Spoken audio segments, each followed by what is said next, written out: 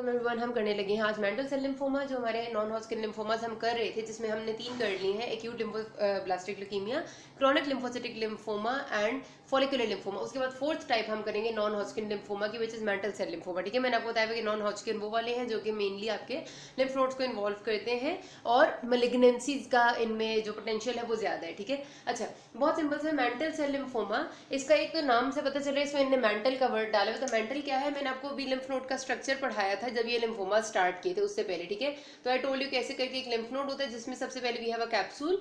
Capsule के बाहर हमारे पास आती है अफरेंट लिम्फेटिक। ठीक है, सारे लिम्फ नोड के अराउंड, मतलब नॉट ऑल अराउंड लेकिन मेनली।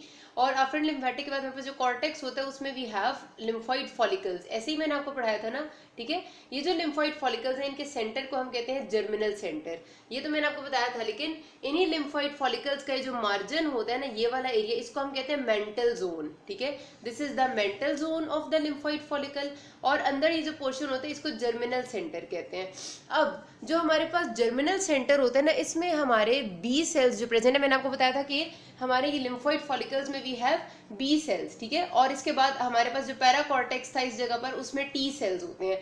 अच्छा, ये जो बी सेल्स हैं वो इस तरह कुछ होते हैं कि जर्मिनल सेंटर जो है उसमें जो बी सेल्स हैं वो एक्टिव बी सेल्स होते हैं, मतलब आपके बिल्कुल तैयार फॉर्म में पड़े हुए होते हैं। और जो मेंटल जोन में होते हैं वो नेव बी सेल्स होते हैं। नेव का मतलब है कि वो भी वो नए नए बने हैं, they are not active at the moment. ठीक है, तो ये जो आपका मेंटल सेल लिम्फोमा, ये बेसिकली आपके जो ये फॉलिकल्स हैं, लिम्फोइड फॉलिकल्स, इनकी इस मेंटल जोन के बी सेल्स को इन्वॉल्व करता है और यहाँ पर ट्यूमर बनाता है। इस वजह से इसको मेंटल सेल लिम्फोमा कहते हैं। ट्यूमर क्यों बनता है, आपको पता है ट्यूमर हमेशा एक्सेसिव सेल ग्रोथ की वजह से होता है। तो यहाँ पर भी मैंने जिस तरह आपको पहले बताया कि we have certain changes in types of changes in the chromosome. तो इस जगह पर जो प्रॉब्लम आ रही है वो है ट्रांसलोकेशन। मैंने अभी आपको पिछली वीडियो में ये बात एक्सप्लेन की है कि ट्रांसलोकेशन क्या होती है। मेरे पास अगर एक ये क्रोमोसोम है और एक ये क्रोमोसोम है, अगर इस क्रोमोसोम का में से कोई एक जीन जो है वो गलती से उड़ के इस क्रोमोसोम के साथ जाके चिपक जाएगा, तो एक यहाँ पर जाके चला गया, तो इसका मतलब ये है कि म्यूटेशन आई है। और म्यूटेशन किस तरह की आई है कि ट्रांसलोकेशन होगी है। ठीक है, तो ये ट्रांसलोकेशन होती है।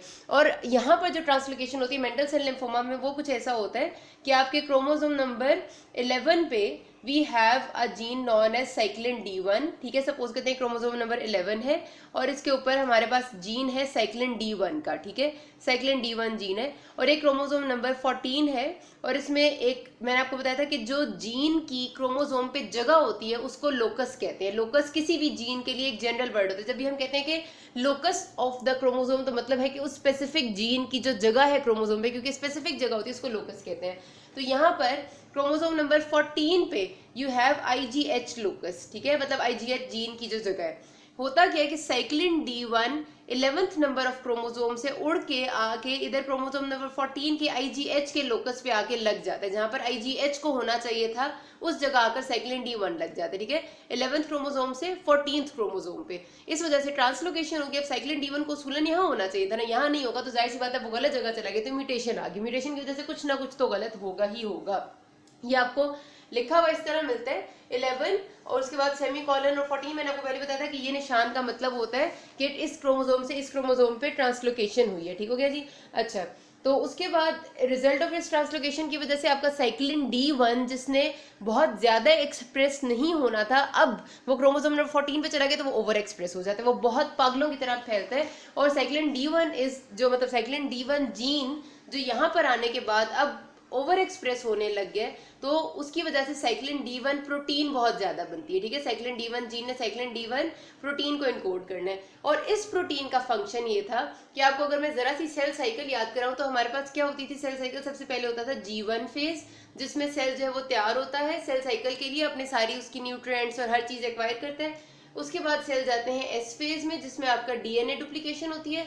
और फिर आती है G1 phase, S phase, G2 phase, और G2 फेज के बाद आपकी माइटोटिक या M फेज आती है, जो माइटोसिस मियोसिस की होती है। ये आपकी सेल साइकिल थी पूरी, ये याद है। ठीक है, तो अब हमारे पास जो सेल्स, अब जरूरी तो नहीं है हर सेल ने जो G1 फेज में आए वो S फेज में आए। हमने पढ़ा था यहाँ पर बीच में एक स्टेज होती है G0 स्टेज, जिसमें कुछ सेल्स जो है वो टेम्परेरीली और कुछ परमानेंटली आकर रेस्ट करते हैं और वो डिवाइड नहीं होते। साइक्लिन D1 का काम ये है, जब भी ये प्रोटीन आएगी, ये जो भी सेल्स G1 में देखती है उनको ये S फेज में कन्वर्ट कराती है, और उनको चाहे वो G1 में रुकना चाह रहे थे या वो G0 में जाके रेस्ट करना चाह रहे थे, तो वो उनको नहीं करने देती और सबको कहती है अभी S में जाओ। साइक्लिन D1 का काम ये है। एस फेज में चले गए तो इसका मतलब ये कि एस के बाद कोई रेस्टिंग स्टेज नहीं आती, उसके बाद आपकी परमानेंटली डिवाइडिंग स्टेज आ जाती है। तो इसका मतलब ये कि सेल्स को मुसलसल डिवाइड होने पे मजबूर करती है साइक्लिन D1, और जब ये साइक्लिन D1 अपनी जगह से हट के क्रोमोसोम 14 पे आएगी तो ओवर एक्सप्रेस होगी, ज़रूरत से ज़्यादा प्रोटीन ये एक्सप्रेस होगी, तो ज़रूरत से ज़्यादा ये सेल्स को G1 से एस फेज में लाएगी और एस फेज से आगे वो उसको मुसलसल डिवाइड होने पे मजबूर करेगी। तो इस तरह आपका वो ट्यूमर बन जाता है, ठीक है। तो साइक्लिन D1 जो आपके यहाँ पर ट्रांसलोकेशन की वजह से खराब होती है मेनली क्योंकि आपके mantle cells, mantle zone of B cells of mantle zone को इन्वॉल्व करती है, आके इफेक्ट करती है, इसलिए इसको मेंटल सेल लिम्फोमा कहते हैं, ठीक है। सिंपल सी है इसकी बात है। मॉर्फोलॉजी में एक सिर्फ आपने इसकी बात याद रखनी है, इसमें और कोई बात नहीं है कि एक तो आपको ये चाहे तो आपके पूरे लिम्फ नोड को एक तरह का इन्वॉल्व कर ले, मतलब आपके पूरे लिम्फ नोड के जितने फॉलिकल्स हैं सबके मेंटल जोन्स को भी इन्वॉल्व कर सकती है, और हो सकता है वो इसको इन्वॉल्व करे फिर इसको करे, तो जहां पर इन्वॉल्वमेंट होगी वहां पर एक बहुत ज्यादा बी सेल्स बनने लग जाएंगे, तो वहां पर एक उभार बन जाएगा, वहां एक नोड्यूल सा बन जाएगा। सपोज उसके बाद उसने ये वाला सेल इन्फेक्ट किया, यहाँ पर भी एक नोड्यूल बन सके, तो उसको नोडुलर पैटर्न कहते हैं, और चाहे तो डिफ्यूज पैटर्न में इन्वॉल्व करे। लेकिन कुछ भी हो, आपने जो क्रॉनिक लिम्फोसिटिक लिम्फोमा में याद है मैंने आपको पढ़ाया था कि हमारे पास बहुत ज्यादा माइटोसिस हो रहा होता है, जहां पर हमें सेल्स के माइटोसिस का ऐसे बहुत ज्यादा माइटोसिस वाला एक एरिया नजर आता है, उसे हम कहते हैं प्रोलिफरेशन सेंटर, ठीक है।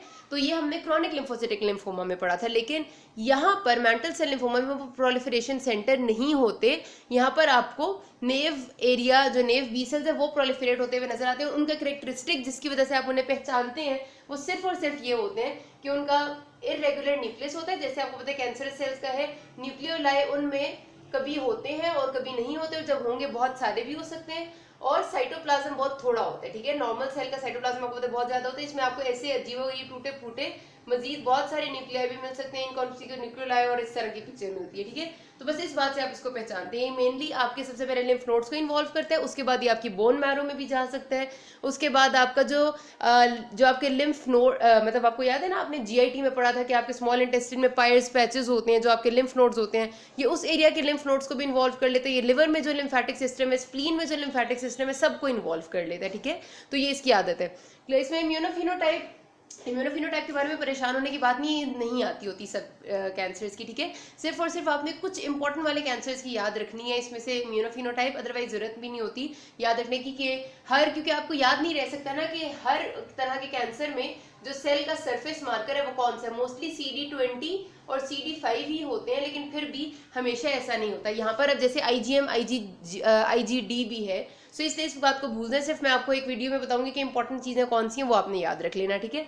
तो इम्यूनोफिनोटाइप का पता जरूर होना चाहिए आपको, ताकि आपको पता हो कि यार ये चीज क्या होती है। ये आपकी सेल की जो ट्यूमर सेल है उसकी सरफेस पे या उसके बॉर्डर पे, ट्यूमर सेल्स क्या है आपके बी सेल्स है ना, तो आपके जो बी सेल्स हैं उनकी आपको पता है कि जाहिर सी बात है मेम्ब्रेन में कोई ना कोई मॉलिक्यूल्स प्रेजेंट होते हैं जो एंटीजेंस कहलाते हैं, तो वो एंटीजन कौन से हैं वो हमारा इम्यूनोफिनोटाइप में पता चलता है। तो बहरहाल इसको छोड़ देते हैं। क्लिनिकल फीचर्स पेशेंट है वो प्रेजेंट तो नॉर्मली इसी तरह करते हैं, क्या उसे फीवर, मलेज है, फटीग है, लिम्फ नोड्स हैं वो इनलार्ज होने लग जाते हैं, और जब आपकी बोन मैरो, स्प्लीन, लिवर वगैरह इन्वॉल्व हो जाते हैं तो फिर सिम्टम्स बहुत ज़्यादा हो जाते हैं।